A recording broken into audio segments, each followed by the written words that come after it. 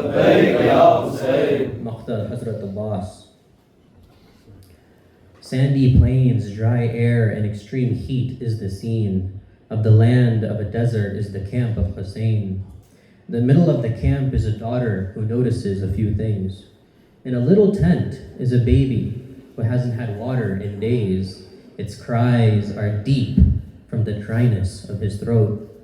Not just him, but others too, such as Qasim and Akbar, On, and Muhammad, the other children of the camp, small and big alike. They are all thirsty and have dry throats with no relief. Kids are collapsing as it's been days since water has passed their lips. So she gets an idea and gathers the children of the camp.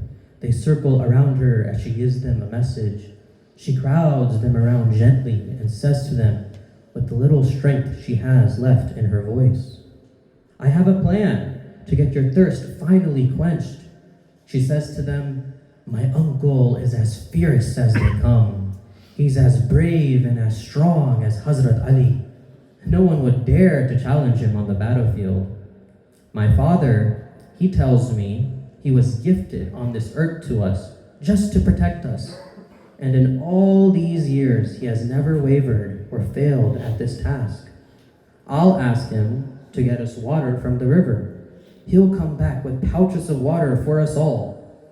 The kids are excited as they'll get water. Their eyes light up with the hope from Sakina. A task is asked, a task is given. So Abbas readies up for this request from Sakina.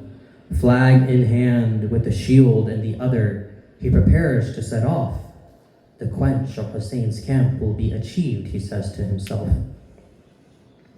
Out Abbas rushes and the enemy starts to fade. From his presence they feel fear and decide to run away. What were once columns of soldiers is now chaos running backwards. Abbas, Abbas, Abbas is arriving. Dashing through the sands, he makes it to the river.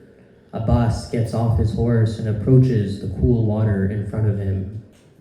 Abbas is thirsty too. He's been busy guarding the camp, fighting off the initial waves of attack, guarding the camp of Hussein, preparing the camp of Hussein. His lips are as dry as the sands he was racing on. As he drops the bag into the water, the cold water touching his hands feels so soothing. Abbas makes a scoop from his hands and brings the water to his lips as he thinks of quenching his thirst.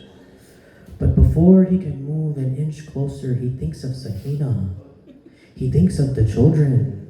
He thinks of his brother's family and the promise Sakina made to the children.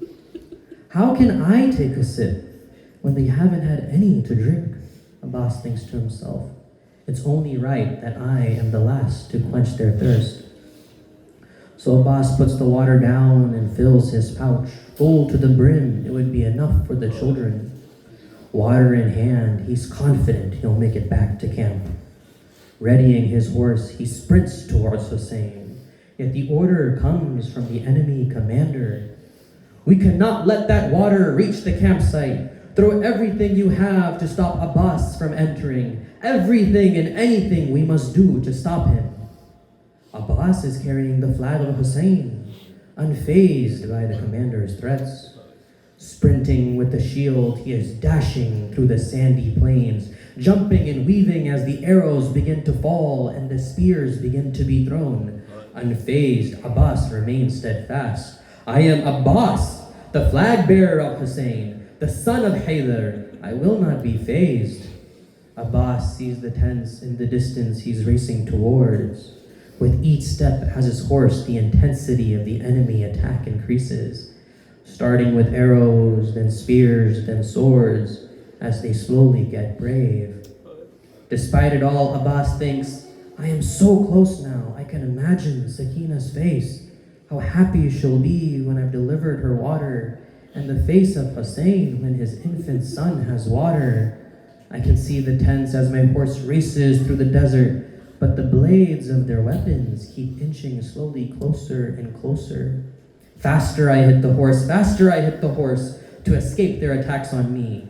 But as I am racing, an arrow is approaching. An arrow arrives and hits my eye, and I begin to see red. Blood begins to drop down the side of my face. I push forward and hit the horse as I can see the tents closer than before. So close, so close. I will make it for sure. So close now, I'm almost there to give her water. But as I make the thought, another attacker leaps out of the bush. He slashes, and one of my arms starts to fall. Before I recompose, another comes and slashes again at my other arm. I only have left my legs to guide my horse. With no arms and an arrow in my eye, I go straight towards the camp, the water around my chest. Charging forward, I can see the group of children. Charging forward, I can see the tents growing as I approach. So close, I am about to arrive. But then another arrow is shot, and it hits me in the chest, going through the pouch of water I got at Sakina's request. Straight I fall with no arms to break my fall. To the ground I go yelling, Assalamu alayka, ya Aba Abdullah. Oh Master, it's time for me to say my final farewell.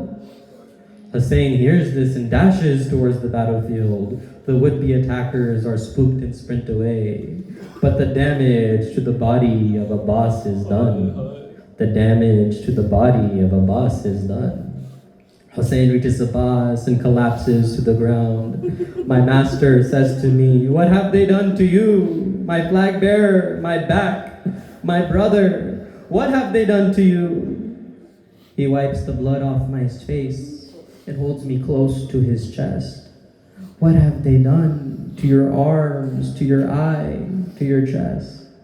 My master, I say in response before he stops me. You've called me master your entire life, but in this moment I want you to call me, oh brother. I reply, oh Hussein, every wish of yours I have fulfilled. So in return, grant me a final wish.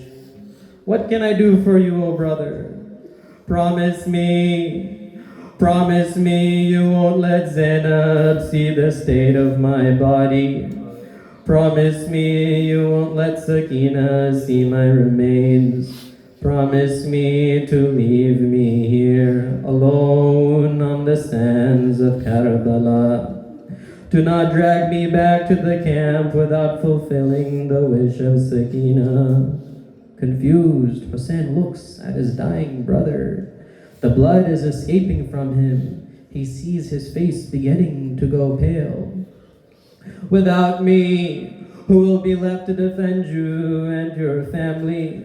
Who will guard the tents at night from the enemy? Who will provide the sense of security now that I am gone? Your family cannot see me this way. I cannot face Sakina this way. Do not take my body, instead leave me here, oh brother Hussein. Hussein kisses the forehead of his beloved brother. Hussein stands remembering how him and Abbas went together to bring the bodies back. Hussein remembers it was the strength of Abbas that helped him continue.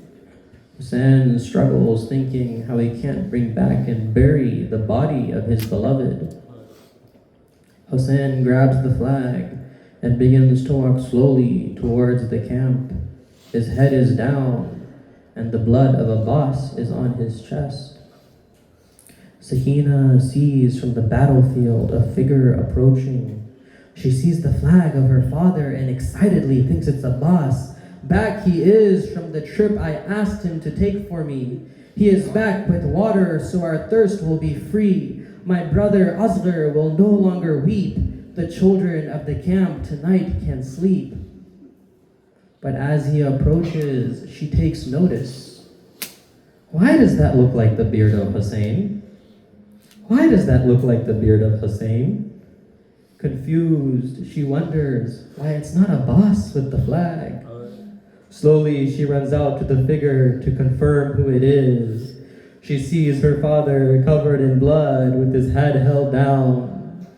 She looks up at him and says, Baba, where is Abbas? Baba, where is my dear Uncle Abbas? Baba, why is Abbas not with you? Baba, why is my dear uncle not with you? Hussein is silent as he thinks of the words to say. Before words are exchanged, Sakina says, I asked of him to bring us water. Inna lillahi wa inna ilayhi raji'un. Ya Allah, accept our azadari.